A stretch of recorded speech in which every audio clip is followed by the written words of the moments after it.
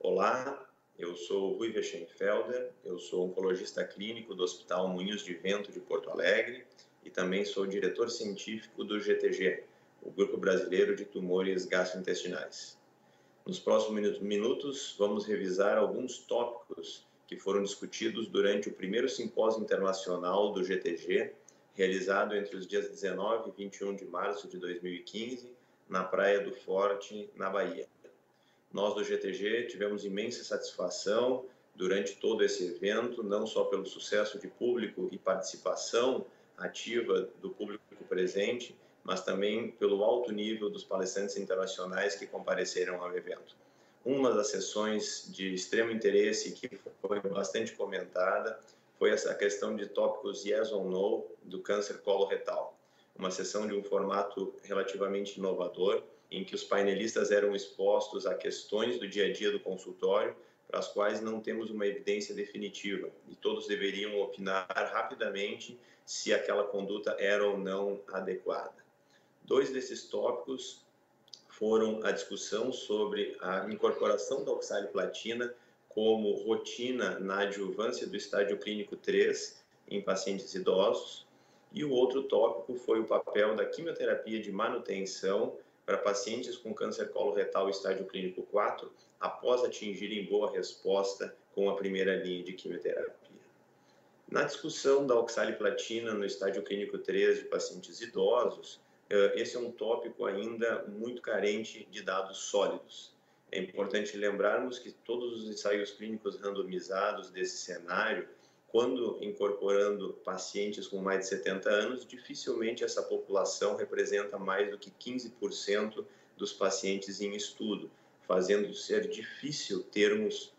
dados robustos para essa tomada de decisão. Mas alguns elementos estão bem presentes e foram reforçados por todos os painelistas. O primeiro deles é a dificuldade de mensurar isso, uma vez que pacientes com mais de 70 anos de idade têm uma expectativa de vida menor não só por conta da sua idade, mas também por eventuais comorbidades que estão presentes e que muitas vezes acabam limitando a capacidade dos pacientes de receberem a quimioterapia.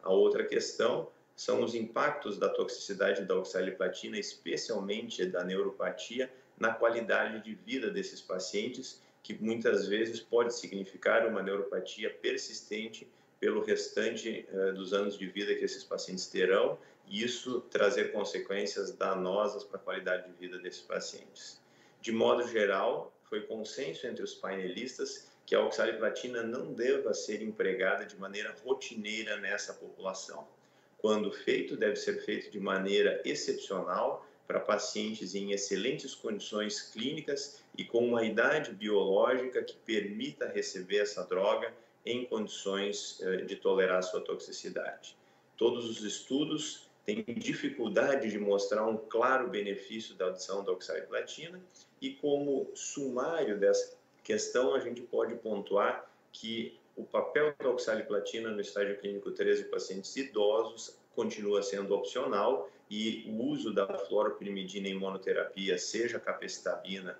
ou o 5-fluoracil com leucovorin, continuam sendo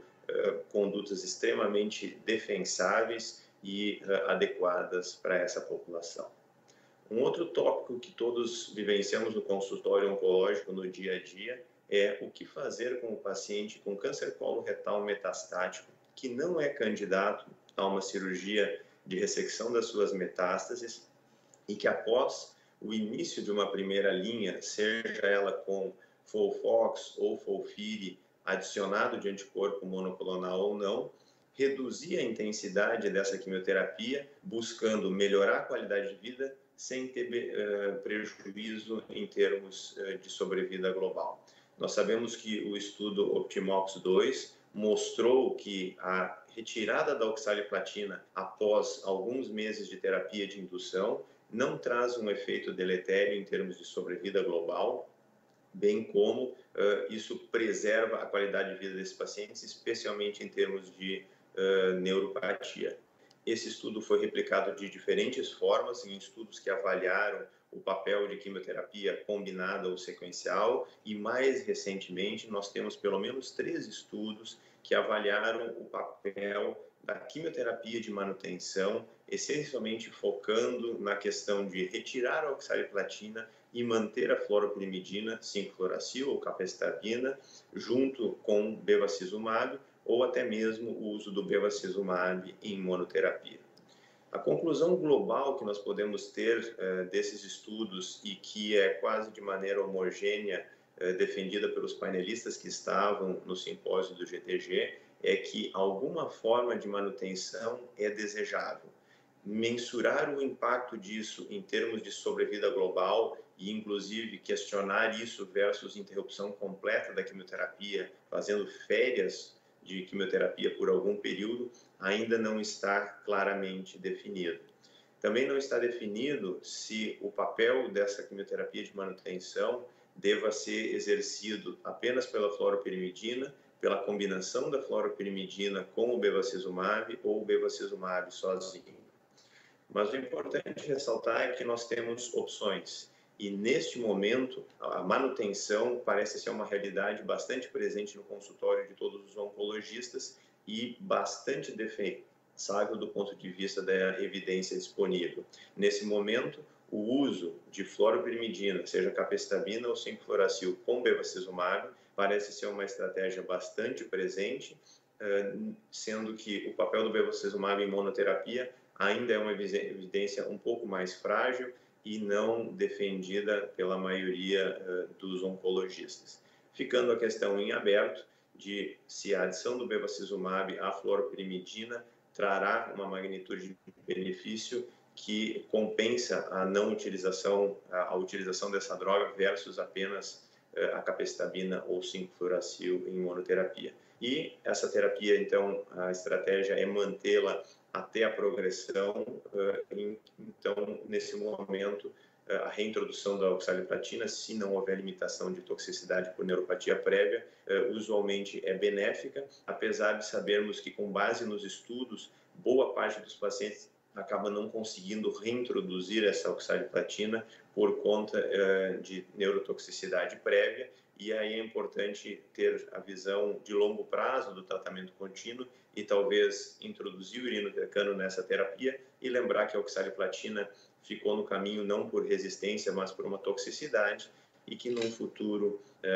de progressão ela possa ser resgatada ainda com uma terapia eficiente. Certamente nós teríamos vários tópicos para discutir, mas a proposta desse espaço é, num curto período de tempo e até preservando o dia a dia de todos nós no consultório,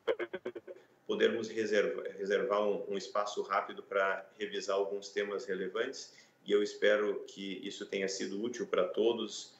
ajudando a melhorar a prática no consultório no dia a dia, daquelas questões que são presentes para todos nós e que a resposta ainda não é definitiva. Eu agradeço a atenção de todos e ao convite da Onconews por esse espaço em nome do GTG. Muito obrigado.